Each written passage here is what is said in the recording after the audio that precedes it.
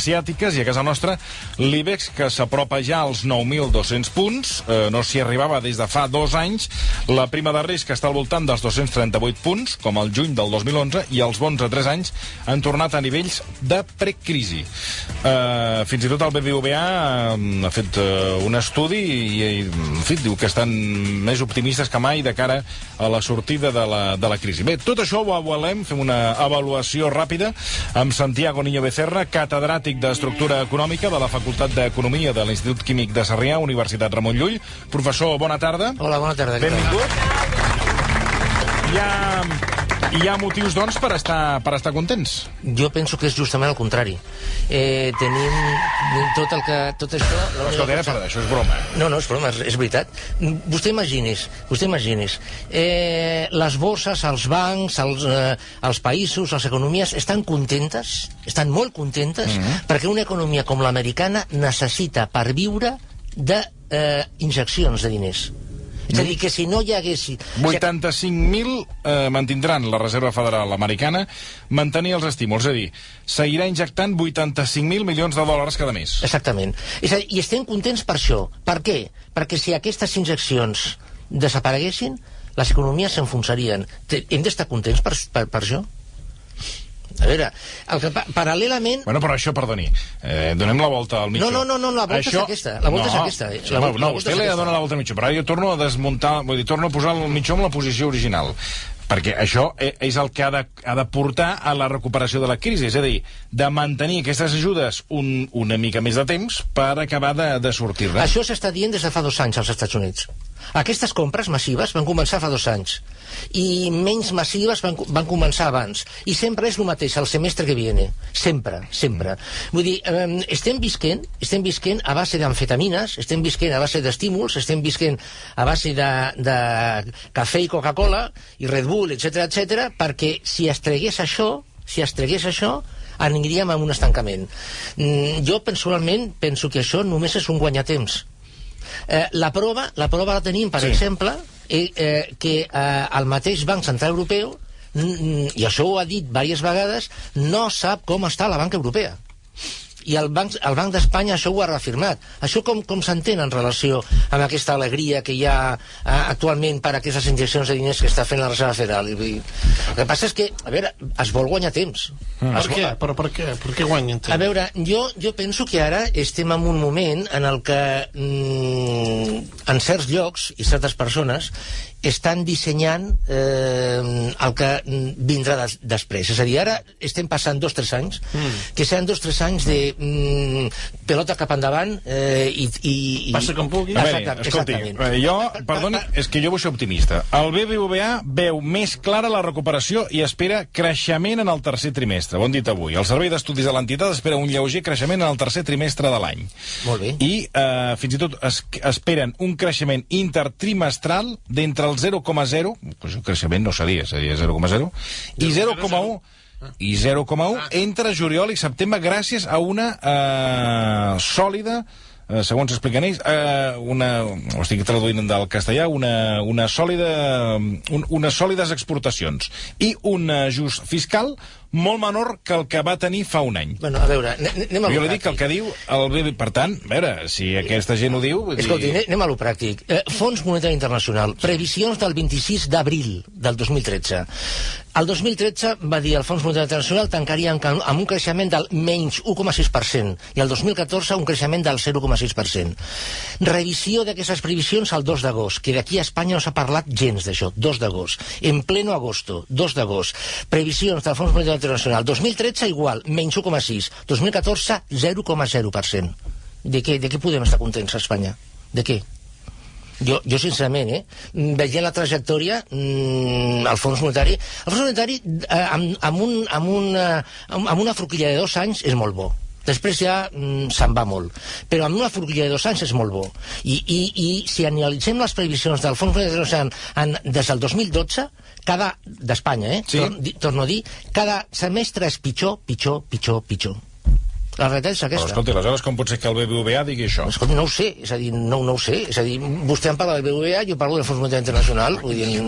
Home, perquè és un missatge d'allò optimista. I si vol...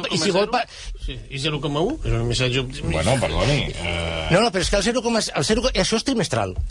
Això és trimestral. Bueno, però diu que per primera vegada aquest apunt trimestral és... S'aixeca la cosa. Bueno, de 0,0 a 0,1. Molt bé.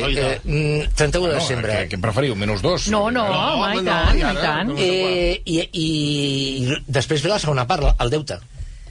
El deute, hi ha previsions, per exemple, la Fons Monetari Internacional, que per a 2014 ja arribarà al 100 i pico. Aquest any, el 31 de juliol, Espanya ja ha esgotat tot el deute públic que tenia pressupostada per tot l'any. Això és motiu per estar content? Escolti. El dèficit. Hi ha un munt d'experts Hem servit vi i vostè hi va posant aigua, eh? No, a veure, és que jo penso que el vi no està al vi, o sigui, és un ni vi, no. vino de verano. Escolti... Sangria. Bueno, no ho sé, la sangria pot ser molt bona, eh? Sí, és veritat. Aquest any han sortit algunes sangries de gran nivell. Escolti, avui Artur Mas, com que hi ha tot un seguit de reaccions, tant per part de la Unió Europea com de diferents polítics al voltant de la segons la Unió Europea, la sortida de Catalunya si finalment acabés sent independent, avui el president de la Generalitat, Artur Mas, ha dit que pel que fa a la moneda única, podem estar ben tranquils. Pel que fa a l'euro, ha dit això. És lògic que ja que hi ha una moneda única que facilita els moviments, etc, i també dels turistes, doncs és lògic que aquesta gent digui, miri, millor dintre de l'euro. I això no té cap perill. Absolutament cap perill. Catalunya, en qualsevol cas, estarà dintre de l'euro. Vostè ho veu tan clar? A veure, miri, aquestes declaracions que fan alguns polítics de que Catalunya tenia de sortir de l'euro i d'Europa i totes aquestes coses... Bueno, que sortiria. Bueno, sí, a veure... Mandataris de la Unió Europea. Vostè se'n recorda quan molts experts van dir que violar el pacte d'estabilitat allò era pecado supermortal? I tant. Bueno, doncs escolti, un fotiment de països des de l'any 95 estan violant el pacte d'estabilitat. Els primers a Alemanya. Per exemple. Una altra cosa, se'n recorda quan es deia que el Banc Central Europeu estava en el seu reglament que no podia financiar països? Se'n recorda? Sí. Molt bé. Bueno, el Banc Central Europeu no està financiant països, però està donant un fotiment de diners, exactament 1 bilió d'euros, als bancs europeus perquè comprin deute públic. Llavors, a veure, aquestes declaracions són de cara a la galeria, és a dir, totalment de cara a la galeria. Avui es diu això, ahir es va dir una altra cosa i demà es pot canviar. És a dir, això no té absolutament cap valor. Si Catalunya convé que tingui que estigui a Europa, Catalunya està a Europa. I si hi ha una conveniència perquè estigui a l'euro, Catalunya està a l'euro. És més, Artur Mas també ha insistit que els grans inversors, els que és igual si Catalunya està o no dins d'Espanya, ell ha dit, el president de la Generalitat, que l'únic important és que tinguin l'euro. Que això sí que és important, tenir l'euro. Això és evident. De tota manera, clar, perquè Catalunya és el que és. Perquè, per exemple, Suïssa no té l'euro i no té problemes. Clar, ja. El que passa és que Catalunya no és Suïssa, evidentment. De tota manera, és cert, vull dir... si manté l'euro, això és important. També ha dit que Catalunya té un pes molt important com perquè Europa vulgui prescindir-ne. És veritat. Per exemple, a Catalunya el 24% del seu PIB són exportacions i és el 19% del PIB d'Espanya. Catalunya té entitat, Catalunya té un PIB que pràcticament és el de Grècia, és a dir, que sí. Vol dir que no van tan sobrats com per fotre'ls, vull dir, per dir, passem de Catalunya. No, és que jo ho veuria d'una altra forma. Jo ho veuria d'una altra forma. A veure, i ara entrem en el tema que si la independència, etc. A veure... Jo no l'he preguntat per això, jo l'he preguntat per la qüestió econòmica, que és ara mateix on es basen tots els arguments. Sí, però és que està vinculat, és a dir, està vinculat una cosa i a l'altra. És a dir, Catalunya té un pes dins d'Espanya, o dins d'Europa, però dins d'Espanya, que és la recaptació que Espanya fa a Catalunya. M'explico? Que és al voltant dels 180.000 milions d'euros, més o menys. Però cada quan? Anualment. M'ha deixat de pedra. No, home, vull dir... Perdó. No és això, no. És un 24% d'això, un 24%. Sí. Llavors, Espanya perdria aquesta quantitat. Aquest és el pes econòmic de Catalunya. Llavors, a partir d'aquí, clar, s'ha de muntar la pel·lícula. Espanya sense Catalunya perdria. Europa, amb Catalunya fora, evidentment tindria aquesta pèrdua proporcional. Jo, sincerament, jo penso... Vostè no es creu, per tant, o no creu que les amenaces de la Unió Europea les acabessin executant? Jo, continuant amb el tema econòmic, sí. jo el que veig és que Espanya no es pot permetre perdre Catalunya i Europa no es pot permetre perdre Catalunya. M'explico? Sí, sí, tant. Amb la qual jo el que penso és que aquesta pel·lícula arribarà a un acord. Econòmic. Totalment. Perquè el problema, i això ho hem dit aquí diverses vegades, el problema és econòmic. Vostè sempre insisteix en el dèficit fiscal interregional. Exactament. El problema polític, en tot cas, vindrà després, però ara el problema és econòmic. I jo penso que això es parlarà i s'arreglarà. Perquè, és a dir, en un món cada vegada més interglobal i més interrelacionat, és a dir, un no pot prescindir d'altres i necessita arribar a un acord. Bueno, en tot cas veurem a veure com continua això. Escolti, més coses. Dimarts passat es va produir un fet a Holanda que vostè qualifica de transcendental, del discurs del rei Guillem Alexandre durant la inauguració del curs parlamentari. Va dir que cal crear una societat participativa com a substituta de l'estat del benestar. Què vol dir exactament aquest canvi? És a dir, a Holanda, d'aquesta societat participativa a l'actual societat, per entendre'ns, del benestar. A veure, aquestes paraules de veritat són transcendentals i a mi m'estranya que els mitjans no li hagin donat més... Però transcendentals per què? A veure, d'alguna forma el cap de l'estat d'Holanda va certificar la defunció del model de protecció social. És a dir, el rei Guillem Alexandre, sí. El rei Guillem Alexandre Orange-Nassau, que aquí és els cognoms complets, el que va dir... Com és que s'ho sap, això, sencer? Home, perquè s'ha sortit por ahí. Bueno, però jo sé que és el Guillem Alexandre com a molt, però tot sencer... No, però els cognoms a vegades són importants. Ah, val. Sí. Bueno, la qüestió és que el que va dir és que no hi havia diners per sostenir això. Bueno, això no ho va dir. Baladament va dir que s'havia de canviar el... No hi havia diners per continuar amb el model de protecció social i s'havia d'anar a una situació, primer, que cadascú fos més responsable i, en segon lloc, que participés més, la societat fos més participativa, que participés més cadascú en el tal. Llavors, als municipis els va donar un paper molt, molt important. És a dir, la idea quina és? La idea que va apuntar al cap de l'Estat. La idea que va apuntar. Els diners per al model de protecció social seran els que siguin. Es transferirà als municipis una quantitat, la que calgui, la que hi hagi, i que s'espavilin. I la societat ha de participar amb aquesta administració, sent responsable cadascú del que tingui i contribuint amb el que tingui. És a dir, si la despesa en protecció social, m'ho invento, de 2.000 euros passa a 1.000, doncs els altres 1.000 t'apanyes. Això és canviat totalment de xip, I ho fa Holanda, que diríem que no sé si està en... Exacte. Està en crisi o no està en crisi Holanda? És molt significatiu que hagi sigut Holanda. Un país que per nosaltres és Hollywood. Una tassa d'atur d'un 7%, un PIB per càpita de $44.000, vull dir, és Hollywood, Holanda. Nosaltres, jo suposo que signaríem per ser Holanda. Quin és el problema? Que la Holanda d'avui està molt pitjor que la Holanda de fa 5-6 anys. Aquest és el problema. I llavors s'han escollit un estat, jo penso que s'ha escollit un estat petit, com és Holanda, 17 milions de persones, encara no arriba, amb un nivell important a nivell econòmic per transmetre aquesta notícia. És a dir, de moment la notícia està donada. A partir d'aquí, i això, clar, aquí hi ha una tendència, no? Això lliga, per exemple, amb les paraules que el senyor Sarkozy, president de la República Francesa, va dir el 2007 quan deia que calia un altre contracte social. 5 minuts passen d'un 5:45 de la tarda. Deixi'm dir que ahir va sortir a la venda l'últim llibre de Santiago Niño Becerra, que es diu Diario del Crash, i és un recull d'alguns dels articles que ha anat escrivint des de l'any 2005 a la Carta de la Bolsa i que mostren com algunes de les coses que han passat es podien preveure. De fet, vostè mateix el gener del 2005 ja alertava que a Espanya no va bé. Novament, com s'explica que el 2005 digués això i que estiguéssim en plena eufòria? La qüestió és que aquí ningú va veure això, per una banda. Però per una altra, vostè apunta que des que Espanya va ser inventada al segle XV mai ha anat bé. Com pot ser això? A veure, l'any 2005, un any, és a dir, Espanya, l'any que Espanya anava bé i tothom anava bé, era el 2006. Sí. El 2005 era l'any anterior, no? Molt bé, l'any 2005, la deuta espanyola, la deuta privada espanyola, era del 206% del PIB.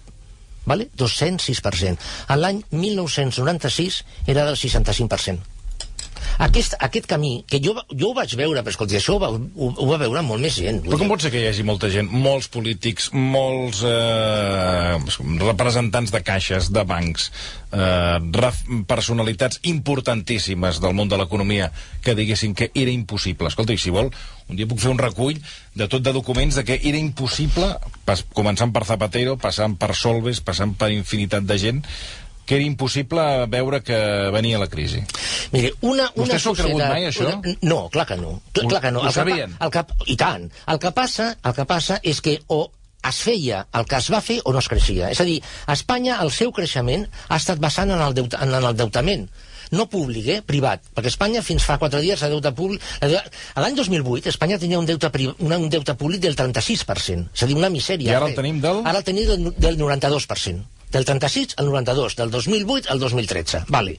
Però el problema d'Espanya és l'endeutament públic, evident, però el problema real és el privat. És el privat. La deuta privada d'Espanya, continuem amb la pel·lícula, any 96, 66% del PIB, 66-63%. Any 2005, 205%. Any 2013, al voltant del 300%.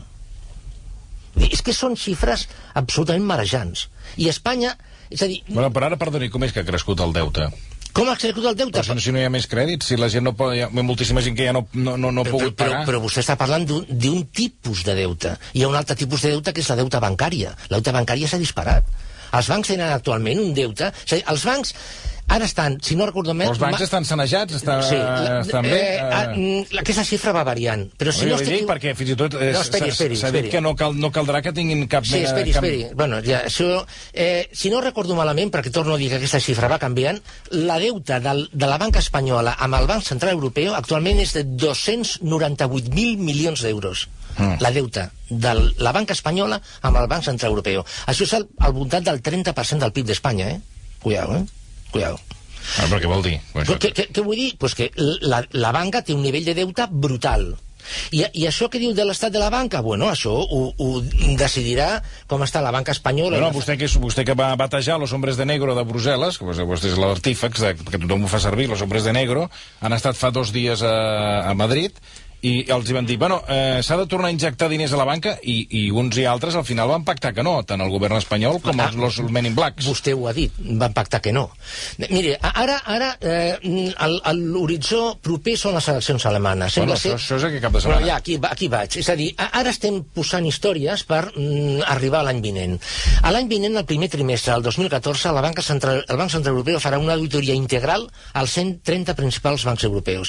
I tal i com ho estan venent, serà una auditoria de posar en pilotes a tothom. Tal com s'està venent, tal com s'està venent. I si els poses en pilotes, què veurem? Bueno, aquí està. Llavors sortirà realment com està la banca europea. Però, escolti, ben fer els tests d'estrès aquells... Tres. I Espanya un altre, 4. Bueno, i on som ara? Vull dir... Clar. Vull dir que si el Banc Central Europeu fa una altra vegada una auditoria d'aquestes, si al final les auditories no són reals... Sí, no, però, a veure, jo estic convençut, ho dic de veritat, no sé, suposo que continuarà el programa aquest, no? I al febrer o al març ho podrem parlar. Carai, ho veu tot tan malament que no veu... No, jo dic que veurem aquesta auditoria si va en sèrio o no va en sèrio. Ho veurem. Jo penso que aquesta auditoria anirà en sèrio. Ho penso, ho crec, de veritat. Bueno, allà sortirà la veritat. Allà sortirà com està la banca espanyola i la francesa i l'alemana i la de Finlàndia. Allà sortirà tothom retratat. I a partir d'aquí, atenció ara, que això sí que no se li ha donat cap publicitat, la Comissió Europea ja té acabat el document, això s'ha d'acabar de polir i aprovar, el document, atenció ara, de què fer quan un banc s'hagi de tancar. Cuidao, És a dir, el timing serà aquest. Auditoria del Banc Central Europeu, segon trimestre, presentació d'informes, i a partir d'aquí aplicar el sanejament de la banca. Ja s'ha deixat anar de que palmaran els accionistes quan hagin de palmar, els bonistes, els dipòsits, i ja han deixat caure que, bueno, els estats també tindran de posar algun euro. que es va dir que no, que ni hablar, això que dèiem abans, es diu una cosa i després es canvia. Recordi, jo no subiré los impuestos, se recorda? No, sí, això podem fer un gran recull. Escolti, això que diu vostè de que en el llibre que des del segle XV que Espanya no mai ha acabat d'anar realment bé, això és cert o...? A veure, al segle XVI, el segle que ens ho pinten com el siglo de oro, etc.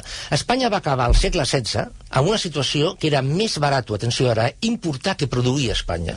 El metall que portaven d'Amèrica, la plata, bàsicament, passava per Espanya, s'utilitzava per comprar objectes de luxe, fer esglésies, fer palaus i pagar festes i pagar els exèrcits de Flandes. Això va servir al metall d'Amèrica. I aquí a Espanya va generar inflació. Quan van acabar les guerres napoleòniques, a Viena va tenir lloc un congrés, el Congrés de Viena, el 1815, on es va plantejar, 1815, on es va plantejar tot el mapa d'Europa futur. Espanya no va ser ni convidada a aquest congrés. És a dir, Espanya sempre... ens han venut una història en el sentit de que...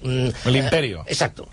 I a darrere no hi havia pràcticament res. És a dir, vostè analitzi la composició del PIB d'Espanya, que hi ha estimacions, com evolucionava amb el temps. És a dir, hi havia unes taquetes a Catalunya, unes altres taquetes al País Basc, i s'ha acabat, no hi havia més. La resta... Espanya tenia i això hi ha informes, hi ha estudis. Espanya tenia, al 1930, una estructura agrària que era una estructura del segle XVIII. És a dir, Espanya ens han venut no sé què i en realitat no hi havia res a darrere. Aquesta és la pura realitat. O sigui, Espanya va bien a la bombolla d'immobiliària. Bueno, Espanya va bien aconseguit a base dels diners calents. Però hi ha molta gent que diu que a l'època del Franco, els que estan més a favor de l'època franquista, diuen que econòmicament Espanya anava molt bé. Mire, una dada, perquè aquí podríem... Ho has sentit mai? Sí, no, segur. És un dels arguments, no?, que Espanya, amb Franco... Con Franco vivíamos mejor. Exacte, per això li pregunto. Bé, a veure, Espanya a l'any 1953, atenció ara, 1953, va recuperar el PIB que tenia el 1936. Atenció ara, Espanya, al finals dels 50 i als anys 60, es financiava, l'economia es financiava, obtenia les divises que necessitava a través de les exportacions de cítrics, de la emigració, onades d'immigrants que anaven a treballar a Alemanya, Suïssa, França, etc. I va començar amb el turisme, que al començament venien els francesos amb els 4x4, se'n recorda del 4x4? El 4 lates, no? No, 4x4, abans inclús. El 4x4 que no el recordo, 4 lates sí, però... Això és després, que venien aquí, venien a les platges, i així obtenia les divises Espanya. Després va començar la inversió estrangera, perquè clar, això era jauja. Una dictadura, no hi havia sindicats, hi havia ordre, va venir la inversió estrangera, hi havia pau, i evidentment la gent volia treballar, i treballava com a bèsties, perquè aquesta gent, en comparació amb Espanya, pagaven. Sí, és que Espanya ha sigut, pues eso, ha sigut una... Acaba de desmuntar el mite en un moment, Bueno, però és que, a veure, això ja està escrit, no ho he inventat jo, Bueno, però segons com t'ho expliquen, et diuen que va ser una època de riquesa per a Espanya, que va generar... Què tant de dir? El que diuen. Ja. Bueno, vull dir que està bé contrastar-ho. Escolta, del llibre parla moltíssimes coses, avui només fem una petita pinzellada. Parla de retallades, concretament dels salaris. Explica que només s'ha de gastar en allò més essencial. Parlant de retallades, ahir el conseller Mas-Colell va tornar a anunciar que la paga extra dels funcionaris naranjas. Ja és el tercer any. Això vostè creu que algun dia que hi ha fi, o perquè dona la sensació que ja s'ha quedat aquí instal·lat? Cosa que a d'altres comunitats i d'altres funcionaris no els hi passa. A Madrid baixen impostos, ha dit l'alcaldessa. Sí. Bueno, això també s'ha de veure, Ho ha dit? És que una altra vegada es poden dir moltes coses. Com vol que baixi impostos una ciutat que deu més de 7.000 milions d'euros? És que això ja ho he pensat, no sé com s'ho faran, però... És que no, bueno, aquesta senyora pot dir el que vulgui, bueno, a veure... Lo de la paga extra. Sí, exacte. Tot això que ha dit el doctor Mas-Colell entra dins del que tornem a parlar una altra vegada, del dèficit fiscal internacional.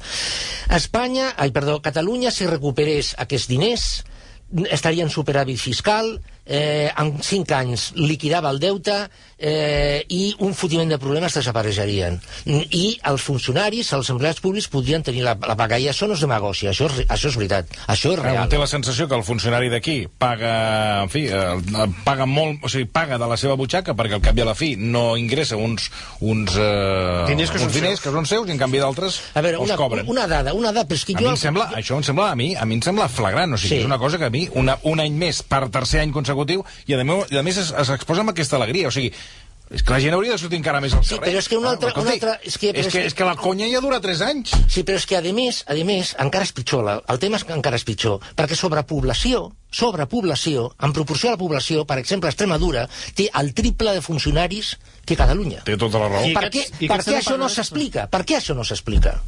És que, a veure, i això no és política, No, això és realitat. Home, recordo que Jordi Évole va fer un reportatge, un programa de l'Évole, que parlaven d'això, i Extremadura es van enfadar. I tant.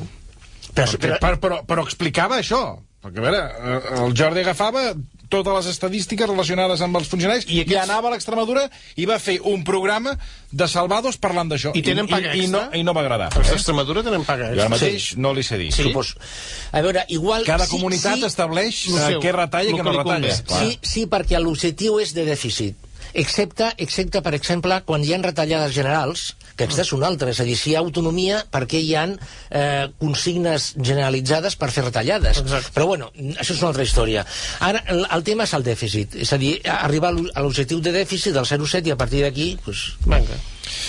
Per tant, jo li preguntava, a les retallades amb els salaris, és a dir, la situació que estem, hi veu sortida o és allò que, com que ja s'ha acceptat de que no hi hagi, per exemple, paga extra, doncs aquí ens quedem? A veure, hi ha un altre tema que no sé si ho té aquí preparat per parlar o no, que és el tema de... és que el llibre és extens, Això necessitaríem fins a les 7 de la tarda. A veure, hi ha una història que ha sortit ara de que hi ha els sindicats estan dient de que poden produir-se comiats de 6.000 funcionaris. Sí, ho tinc. A veure, això s'ha d'ajuntar amb l'altre. És a dir, per una banda... Els tres sindicats de més pes a l'administració, Comissions Obreres, UGT i CATEC, han fet un comunicat, com vostè diu, que la Generalitat prepara l'acomiadament de milers de treballadors interins durant els propers mesos. 6.600 persones. És a dir, fixem-nos que aquí hi ha 2 temes. Per una banda, es redueixen plantilles i per altra banda, es redueixen salaris. És a dir, s'està reduint massa salarial perquè, a veure, és la paga extra, però podria ser la paga extra com podia ser un 10% de salari. És el sou. No, exacte, és a dir... Però, que ha repartit de diferents maneres, però és el sou brut. Exacte. És a dir, la pregunta és de tota manera per què ho han posat a la paga extra. Però bueno, això és una altra història. És a dir, es redueix massa salarial, per una banda, i es redueix nombre d'empleats. És a dir, per una banda t'estan dient no es pot mantenir tants empleats, sí. I per altra banda els que es mantenen no se'l pot pagar tant. No se'ls pot pagar tant. Amb la qual cosa, què t'estan dient?